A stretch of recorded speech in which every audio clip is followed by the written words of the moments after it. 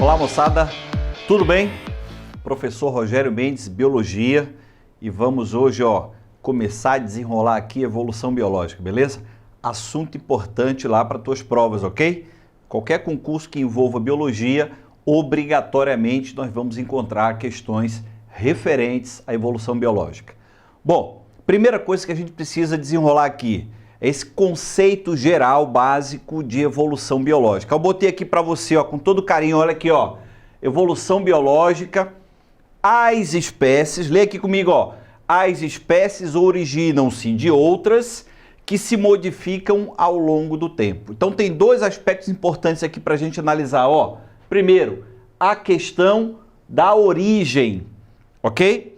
E segundo, a questão da modificação ao longo do tempo. Então esses dois aspectos são importantes, porque eles estão intimamente relacionados com um fenômeno chamado evolução biológica, ok? Então vamos lá. Eu preciso entender, antes de mais nada, que ao longo do processo científico, ao longo dos tempos, vários pensamentos surgiram para tentar explicar esse fenômeno evolução biológica, tá bom?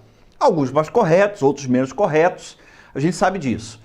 Mas vamos tentar entender o seguinte, por que isso é importante? Ora, hoje o nosso planeta Terra deve sustentar mais de 2 milhões de espécies conhecidas. Atenção à palavra aqui, conhecidas.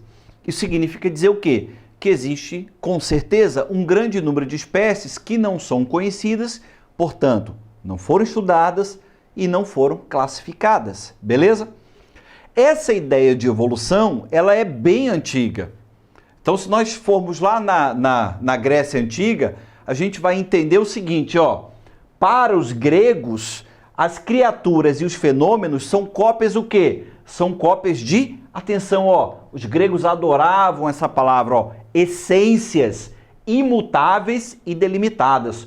Olha aqui, imutável. Ora, se é imutável é porque não sofre o quê? Transformação. Então começa a aparecer um pensamento, tá? Que a gente vai classificar e caracterizar como sendo chamado de fiquismo. Então isso aqui, gente, embora hoje possa parecer meio absurdo, durante muito tempo imperou em termos de, entre aspas, evolução biológica. Então, para os fixistas, o que eu tenho? Para os fixistas, os seres que chegaram por uma entidade superior, um Deus, tá? Que chegaram ao planeta Terra, não sofreram transformações, não passaram pelo processo evolutivo até as formas como nós as conhecemos hoje. Então deixa eu simplificar para você, para a gente desenrolar isso bem legalzinho. Preste atenção aqui, sementinho, aqui no tio Rogério, Para os fixistas, imaginemos, os primeiros animais, leão, tá? Que apareceram no planeta, que foram trazidos para esse planeta, que foram criados para esse planeta, eles são iguais, ou eram iguais, aos leões que nós conhecemos hoje. O que eu posso dizer? Que os indivíduos não sofriam modificações ao longo do tempo, então essa ideia era uma ideia, obviamente, chamada de fixista, tá? Então, ela imperou na Antiguidade, óbvio, né? E imperou também na Idade Média. Então, se nós falarmos em Idade Média, as coisas começam, obviamente, a ganhar alguns contornos diferentes de ciência, mas ainda muito presa à ideia de fixismo. Por quê? Porque o fixismo, de uma forma ou de outra, está atrelado também a uma questão religiosa, ok? Então, na Idade Média, os seres foram organizados em hierarquias, do mais simples ao mais complexo, tá? Então, surgiu a ideia de grande escada de seres. Olha só que interessante. O cara vai colocando escadas aqui e vai organizando os seres de acordo com as suas características, complexidades, tal, ao longo desses degraus. Ora, quem é que estaria no ápice do processo? Deus, a entidade superior, tá? A entidade responsável por criar todos os seres, inclusive o planeta. Então Deus estaria aqui. Então abaixo de Deus viriam quem? Os anjos, os santos, ok? Viriam os homens, tá? E assim sucessivamente, de modo que nós sairíamos de organismos extremamente simples para a divindade maior, obviamente, Deus, ok? Então, essa escala, essa chamada escala naturae, essa escala natural, ela surgiu na Idade Média. Mas veja bem, a ideia fixista, ela ainda imperava. Ou seja, embora nós tivéssemos uma escada caracterizando esses seres, eles não sofriam modificações ao longo do tempo. Portanto, eu tenho, tanto na Antiguidade quanto na Idade Média, imperando essa ideia fixista, beleza? Mas aí, o que acontece lá no início do século XVIII? O que começa a acontecer? Surgem as chamadas ciências empíricas, o empirismo, as técnicas, o laboratório, as experimentações começam a ganhar vulto, e aí, em consequência disso, muitas áreas da ciência começaram a ser questionadas. Uma das ideias a serem questionadas, obviamente, foi a ideia fixista, tá? Então, esse questionamento do fixismo, ele começa a acontecer de maneira mais enfática, mais séria, lá no início do século XVIII. E aí, no século XIX, surge uma das primeiras teorias, um dos primeiros pensadores a darem ênfase à ideia de evolução biológica, que foi um cara chamado Jean-Baptiste Lamarck, tá? O Conde de Lamarck. E o Lamarck começou a dizer o seguinte, ó, mais ou menos isso: existe evolução biológica, ok?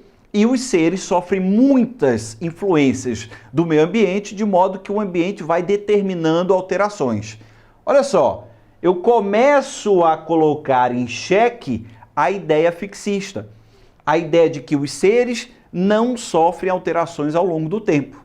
E passo a ter uma ideia de que esses seres realmente podem sofrer alterações ao longo do tempo, tá? E é que essas alterações, segundo Lamarck, estão diretamente relacionadas a quê? A influência e a ação do meio ambiente, beleza? Então, o lamarquismo, como nós chamamos, inaugura, digamos assim, começa a inaugurar o pensamento evolutivo com um cunho mais científico. De Lamarck decorrem duas leis, tá? Quando você pega um livro, uma apostila, um texto para estudar lamarquismo, essas duas leis vão aparecer. Então, quando cai uma questão na tua prova envolvendo o lamarquismo, obrigatoriamente a questão ela vai fazer menção a essas duas leis, tá bom?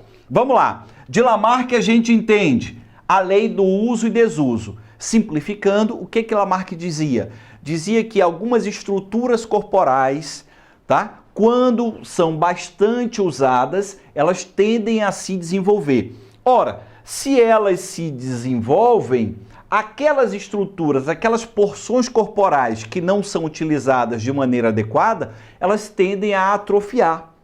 E Lamarck dizia o seguinte, olha só, gente, que em alguns casos elas atrofiariam, iriam sofrendo uma redução e, em casos extremos, até desaparecer, tá? Cuidado, porque as ideias lamarquistas, elas podem ser sedutoras. Então, atenção. Ah, mas eu vou à academia, Rogério, malho e fico, ó, hipertrofiado. Lei do uso e desuso. Tem um limite para isso, concorda?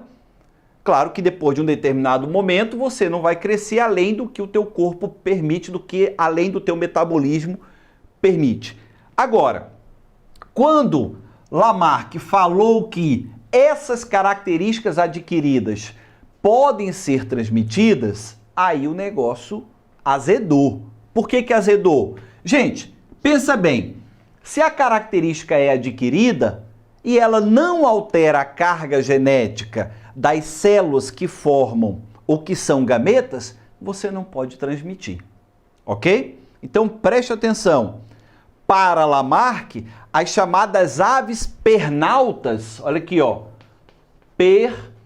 pernautas, pernas altas, tinham essas pernas longas de tanto se esforçarem para não molhar o quê? Suas penas na água. Então elas foram adquirindo uma perna com um comprimento o quê? Maior. Lei do uso e desuso. Mas Lamarck dizia o seguinte, que ao longo das gerações, essa característica adquirida, ela ia sendo o quê? Transferida, de pai para filhos. Então, transmissão de caracteres adquiridos não é muito legal, né? Então imagina o seguinte, vou dar um exemplo bem grosseiro. Um indivíduo perde o dedo e ao gerar descendentes, essa característica ausência de dedo seria transmitida para a sua descendência. É claro que isso é absurdo se nós pensarmos hoje em dia, tá? Mas pensa bem, quando nós falarmos então em lamarckismo, qual é a grande relevância? Ele foi um dos primeiros pensadores a dar uma conotação científica para a ideia de evolução, a tratar a evolução como algo que realmente existe. Só que ele incorre em dois problemas aí. Primeiro, o uso e desuso tem um limite. E segundo, você não pode transferir uma característica adquirida, já que ela não altera a carga genética dos seus gametas. Ok?